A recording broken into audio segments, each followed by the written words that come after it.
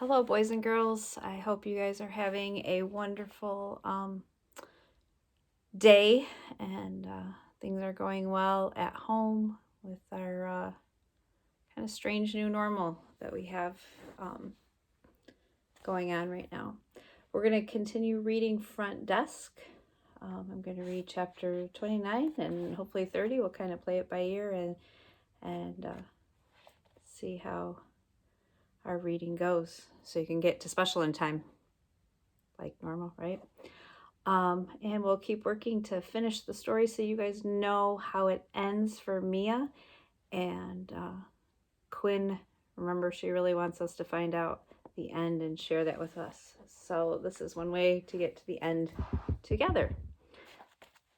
Chapter 29. Jason was back at school the next day. He hadn't been since the day in the auditorium. Mrs. Douglas still said it was because he was sick.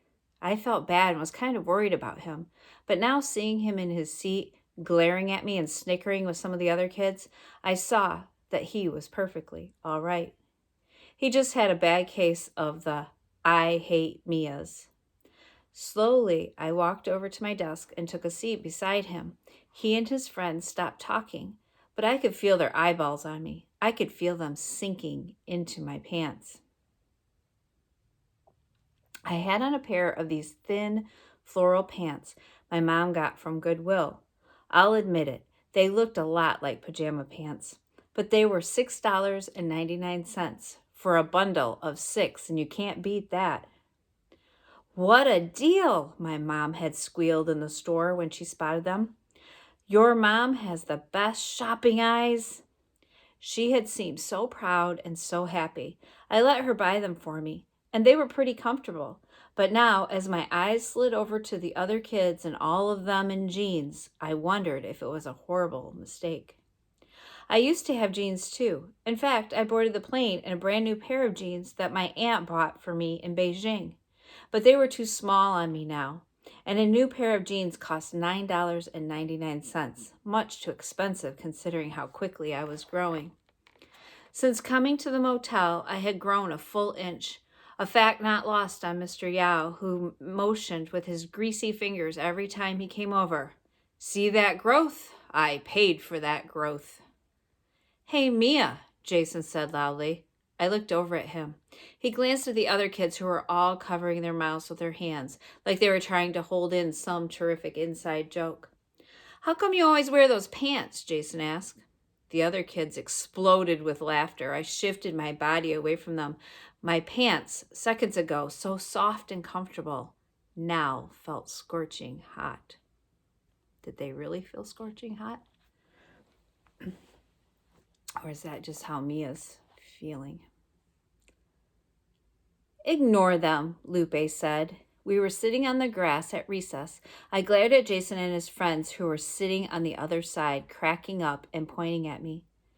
He'll get bored and move on to someone else, Lupe said. Somehow, I doubted that. And not 5 seconds later, Jason yelled at us from across the playground. Has she not heard of jeans? Jason hollered to thunderous laughter. That's it. I couldn't take it anymore. I got up only to be pulled back down by Lupe. Ignore them, she repeated. She was being very calm about the whole thing.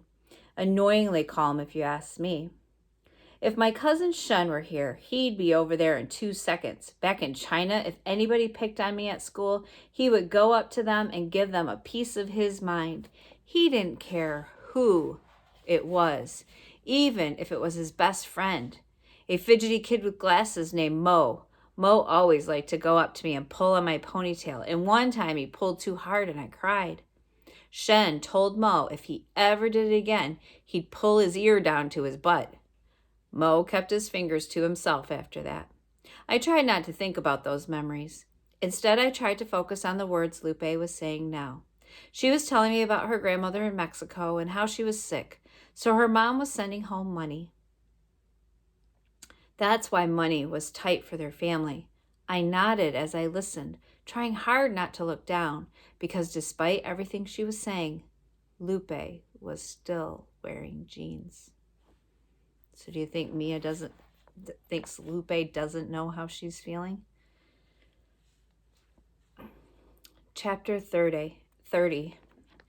Mr. Yao was at the motel when I got home. Hank had stopped paying his rent, but he wasn't moving out. He had done some research and discovered a law in California that said if someone lived somewhere continuously for more than 30 days, that made them a tenant. That gave them certain rights, including the right not to be kicked out all of a sudden, even if they stopped paying rent. Now you listen to me, Hank. You pay up right this minute. Mr. Yao pounded on Hank's door. I immediately threw the blue baseball cap onto the front desk, hid my tip jar in my room, and went out the back to join my parents. They were standing awkwardly next to Mr. Yao in front of Hank's. Mr. Yao had apparently insisted they come with him. He said it was for training purposes. Hank opened the door. Pay up or get out, Mr. Yao said, jabbing his finger at Hank. It's as simple as that. Check your facts, Mr. Yao, Hank said. I've been staying here for 6 months. That makes me a resident. You can't just kick out a resident like that. He finished with a snap of his fingers. Mr. Yao shook his head. That can't be right. You've been here for 6 months? He turned to my parents. It's true, my parents said. How did we ever let this street rat weasel his way in here? Mr. Yao fumed. Well, this has been lovely, Hank said, closing the door in Mr. Yao's face. Mr. Yao pounded on the door, shouting, You're a loser, and this isn't over. When Hank refused to open up, Mr. Yao turned to my parents. You two, in my office, now. My parents exchanged worried looks as they followed him back to the front office. For the next 15 minutes, I listened to Mr. Yao yammer on and on at my parents from my room.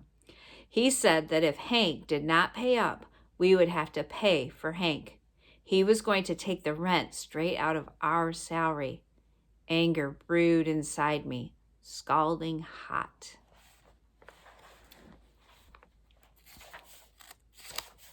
Chapter 31. At school, Jason continued making fun of my clothes. Even the 6th graders were in on it now. At first, I managed to convince myself that it was kind of flattering that they were even talking about me. But then I heard what they said. In the bathroom, a couple of 6th grade girls were gossiping. Her pants! Oh my gosh, have you seen her pants? They asked each other while I sat in the stall. It's like she buys her clothes by the pound. My grandmother dresses better than her. I sat on the toilet waiting for them to leave, my heart clenching like a fist.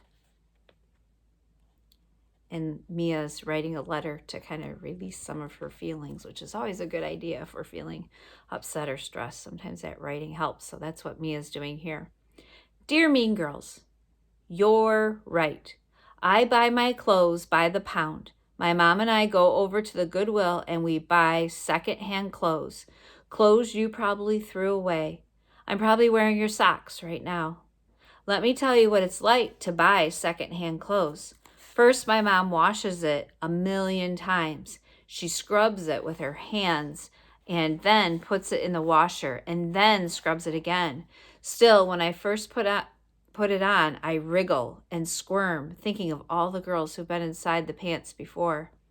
I used to hope it was girls like you, girls who live in big houses, girls who go on vacation in the summer. I used to think that maybe if I was wearing the same pants, I kind of went on vacation too. And that used to make me happy. Now you know what I think? I think I'd rather never go on vacation than be like you. Mia Tang. P.S. Floral cotton pants are way more comfy than jeans. Makes me sad, but also proud of Mia for standing up for herself in this letter. It was so satisfying writing that letter. For a full second, I actually thought about putting it into my backpack and giving it to the girls at school. But I didn't. School dragged on. The popular girls continued mocking me. Mr. Yao called up twice a day to scream at us. The only thing that made me feel a tiny bit better was that somebody left $5 in the tip jar after their stay. One afternoon while I was sitting at the front desk, a beat-up old Chevrolet slowed by the motel. It inched towards us, the driver craning his neck as he peered in. I squinted inside the car and saw a Chinese man. I figured he must be a friend of Aunt Ling's, looking for the blue baseball cap, so I immediately waved at him to come in. Mr. Yao wasn't here. The coast was clear. Uncle Zhu was a big man, about 6'2", 200 pounds of northern Chinese, he said proudly in his thick Harbin accent. My dad pointed up at his compact car. And you've been sleeping in that thing? Uncle Zhu had explained that he hadn't had a place to sleep for a little while. It's been a hard couple of weeks, he said, stretching as he said the words. Well, let's get you a proper shower and a meal, my dad said, leading him toward room 3. At dinner, Uncle Zhu told us he had been working as a janitor in a hospice. What's a hospice? I asked. He thought for a minute about how to put it. It's basically a waiting room. You mean like at an airport? I asked. The day I left China, Shen had pointed to the waiting room in the arrival section right before I got on the plane. I'll see you right there in a couple years, okay? He had said. I nodded. Tears stung the back of my eyes. The time will flash by like a whoom, he said. Then he looked down at the floor and whispered, and when you come back, you'll be all American. No, I won't, I insisted. Will too. Nothing's going to change, Shen. Yes, it will, he said. You're going to come back wearing all kinds of fancy clothes. Oh, Shen, if you only knew. I looked up from my floral pants to Uncle Zhu. So is that what it is? A waiting room for arrivals? I asked. He glanced at my parents as if to get their permission. They nodded at him. It's a waiting room for people who are about to pass away, he finally said. Oh. Ever so quietly, my mother picked up the last of the beef with her chopsticks and set it down onto Uncle Zhu's plate. Uncle Zhu set off for San Diego the next morning. When I heard San Diego, I dashed to the front office and jotted down another one of the addresses. Uncle Zhu promised he'd drive by and call me if he saw the Thunderbird. As my dad and I waved to Uncle Zhu, suddenly I had an idea. I turned to my dad. What if we hide Hank like the immigrants? I asked him. Then Mr. Yao would stop screaming at us and he would never know. My dad shook his head and said that it was way too risky. The immigrants only stayed for one night, whereas Hank lived here. We were bound to get caught.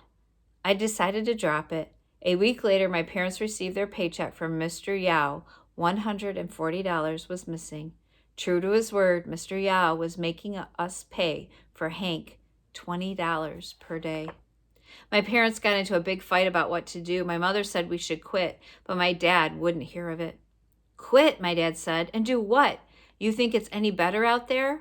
You heard the stories from all the immigrants. My mother didn't respond, but instead went into the kitchen and pulled out stinky tofu paste from the back of the cupboard. Stinky tofu paste was this disgusting concoction you could buy at the Chinese supermarket, which she ate whenever she'd been through a lot, in quotation marks.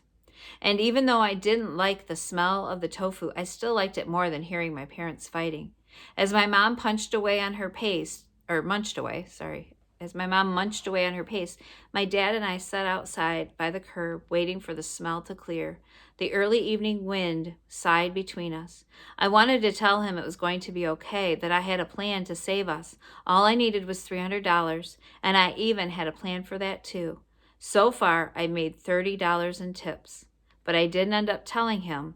I was worried if he knew about the $30, he might take it away, and then I wouldn't be able to save us. Remember, she's trying to win the essay contest to get a hotel for her family, and that's her version of saving them. Next time, I'll read chapter 32, and as Mia's story continues. Signing off for now. Sending you all my love and best wishes, and hoping you are doing well, and email me. Let me know how you're doing. Take care. Bye.